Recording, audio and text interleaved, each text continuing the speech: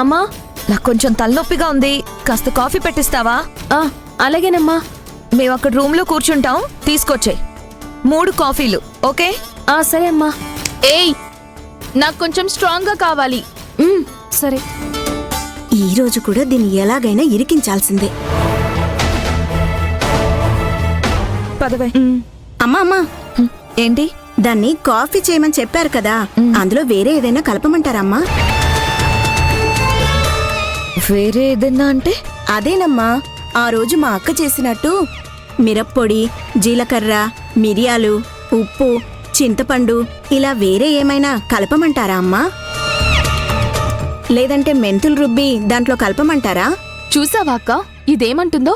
ఇలా చూడు, నువ్వేం కలపాల్సిన అవసరం లేదు. మేమేం చెప్తామో అది మాత్రం చెయ్యి. అర్థమైందా? వెళ్ళు. వెళ్ళు. నువ్వు పద. మొహం చూడు.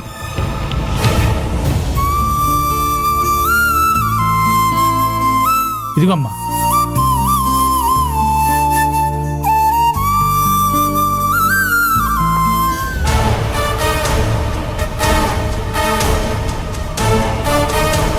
ఏంటి పొద్దున్నే ఇక్కడికొచ్చి కూర్చున్నారు?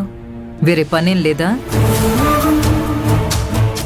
అమ్మా, నీలాంటి కోటీశ్వరాలైన తల్లికి కూతుర్లుగా పుట్టి మేము పని చేస్తే అది మీ స్టేటస్కే అవమానమమ్మా. అదేం లేదు, ఇలా ఏ పని చెయ్యక్కర్లేదు అనుకోవడమే అవమానం.